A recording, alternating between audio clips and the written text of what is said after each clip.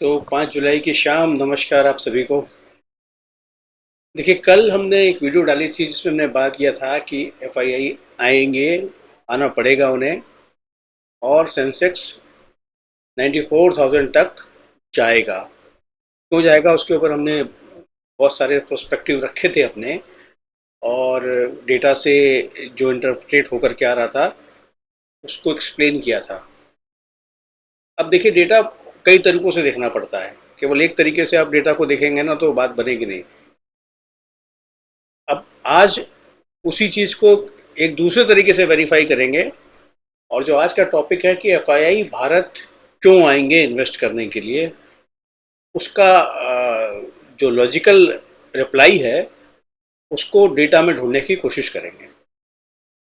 तो चलिए बात करते हैं कि क्या है डेटा और क्या निकल रहा है उसका इंटरप्रिटेशन। तो देखिए डेटा, मैं एक्सप्लेन कर देता हूँ आपको। इस कॉलम में कंप्लीटेड ईयर्स, मतलब ये 20-25 साल का डेटा, हमने 23 साल का डेटा निकाला है।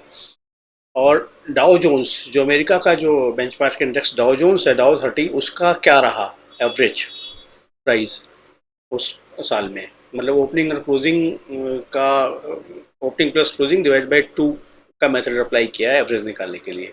ठीक है। अपना सेंसेक्स आईएनआर में कैसा रहा, एवरेज डॉलर का रेट क्या रहा, और अपने सेंसेक्स को कन्वर्ट कर लिया इसमें डॉलर में, सॉरी, अपने हमने सेंसेक्स को कवर कर लिया डॉलर में।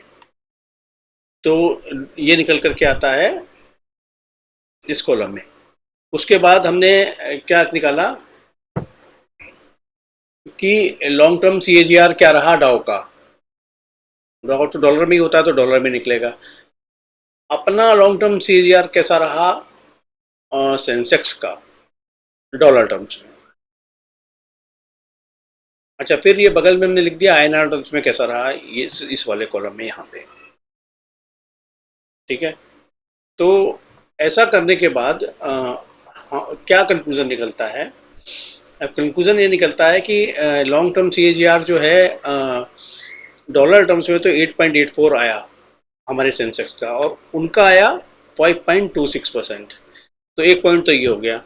जब इंडिया में उनको रिटर्न बेटर मिलता आया है हिस्ट्री में, पास्ट में भी, तो वो इंडिया में इन्वेस्ट करने क्यों नहीं आएंगे। एक पॉइंट तो ये है भाई, 3% डॉलर टर्म्स में इंटरेस्ट कमाना, तो करीब करीब 3.5% अगर फालतू इंटरेस्ट उनको मिल रहा है तो वो क्यों नहीं आएंगे। एक बात तो हो गई है। कई पहलू होते हैं इस समय, उनके इंटरेस्ट रेट ज़्यादा है कि ये एक नेगेटिव पॉइंट भी है कि भाई फिर वो वहीं क्यों नहीं इन्वेस्ट कर लें, यहाँ क्यों ना करें। लेकिन सारे साइकिल चेंज होते हैं। अब उनका इंटरेस्ट का साइकिल अगर पीक होने वाला है तो फिर उसके बाद वो फर्दर इन्वेस्ट दूसरे कंट्री में ही करेंगे अपने यहाँ से निकाल करके। तो उसमें कुछ टाइम जा सकता है, हो सकता है अभी साल 6 महीने जाएं, लेकिन अभी उन्होंने स्टार्ट कर दिया है तो हम उसको मान लेते हैं कि भाई वो कर ही रहे हैं। जब कर रहे हैं तो कर रहे हैं। अब अच्छा, ये जो है यहाँ पे जो हमने क्या किया है, एक बार एक्सेल शीट में ही चलते हैं।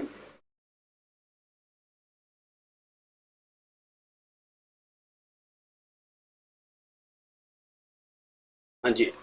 अब ये एक्सेल शीट में अगर हम देखते हैं ना, तो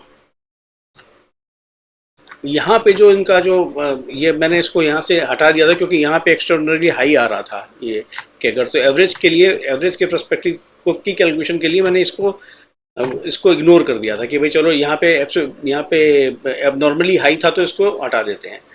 तो अब मैं इसको दोबारा से हटा देता हूँ। तो नॉर्मल कंडीशन में जो मैक्सिमम कैगर आता है डॉलर में 13.74% और मिनिमम 7.70%, मतलब इसका एवरेज, इस वाली लाइन का एवरेज ये आता है। तो अब इन दोनों का भी एवरेज जो आता है 10.71 आता है। तो 10.71 का कैगर अगर चाहिए, 82 का करेंसी का भाव है, तो ये जो 65,000 का सेंसेक्स चल रहा है ना, इस पर नहीं आएगा। ये आएगा फिर 99,000 पे ही आएगा।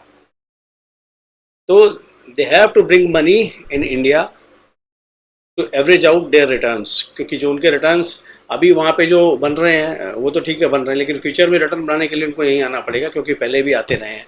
और अभी इंडिया एवरेज से नीचे चल रहा है। तो एक तो हो गई बात ये। तो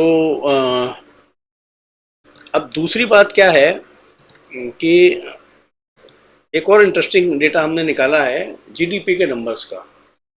अब देखिए यहाँ पे जो जीडीपी के नंबर्स हैं उसमें यूएस नंबर 1 पे आता है, इकोनॉमी का साइज 23 ट्रिलियन डॉलर है, चाइना 17.7, जापान 4.9, जर्मनी और यूनाइटेड स्टेट के बाद इंडिया का नंबर आता है। डेटा हो सकता है बराबर ही है यूनाइटेड स्टेट और इंडिया का, तो अब यूनाइटेड स्टेट से ऊपर निकल गया है इंडिया, तो ठीक है। अब ये बात तो समझ में आ गई कि जीडीपी के नंबर्स के हिसाब से इंडिया दुनिया की फिफ्थ लार्जेस्ट इकोनॉमी बन चुकी है। लेकिन आप बड़ी इकोनॉमी बन गए हो तो पॉपुलेशन भी तो बड़ी हो। ऐसा तो नहीं है कि नहीं कि आपकी पॉपुलेशन कम हो और आपका इकोनॉमी का साइज बड़ा हो गया हो। ये नंबर मैं दिखाना चाहता था, $2277 पर कैपिटा जीडीपी है हमारे यहाँ की, और उनके यहाँ की कितनी है? $69,000, चाइना की $12,000, जापान की $39,000, जर्मनी की $50,000 और यूनाइटेड किंगडम की $47,000। तो हम कम से कम चाइना तक तो पहुंचे, $12,000 पर कैपिटा जीडीपी तो हो।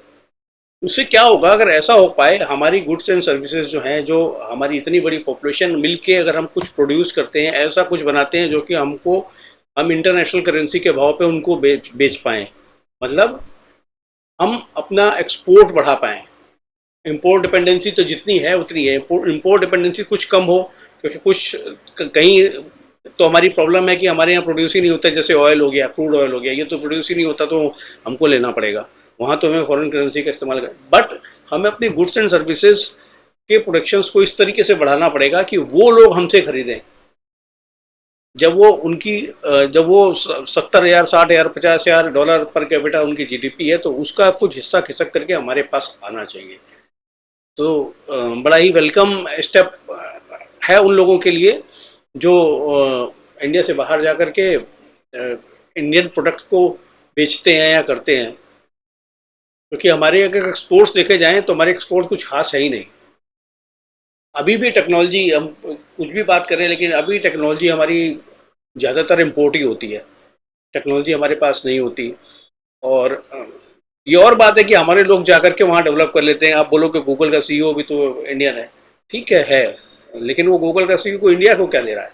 इंडिया को तो वो तो गूगल का हो गया, उसको तो उसके पास ब्रेन था, गूगल ने उसको खरीद लिया।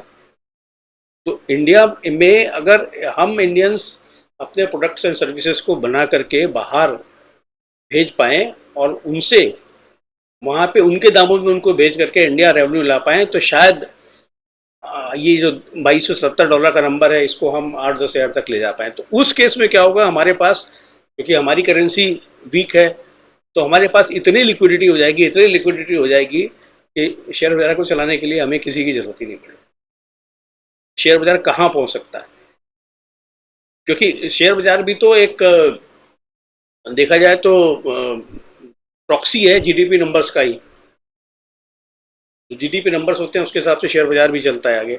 लेकिन यहाँ पे पर कैपिटा जीडीपी की हालत बहुत ख़राब है, इतनी बड़ी पॉपुलेशन होने की वजह से।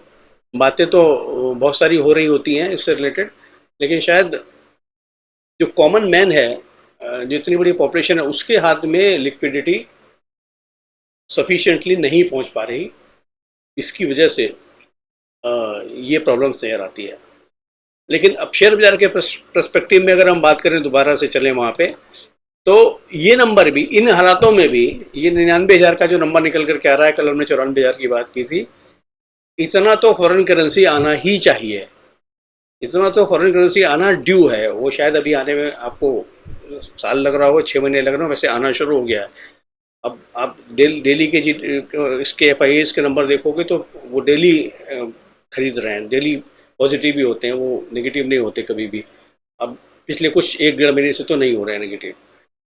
और क्योंकि ये नंबर आना इसलिए ज़रूरी है क्योंकि जो पास्ट के फिगर्स हैं, जो पास्ट के फैक्ट्स हैं, उनको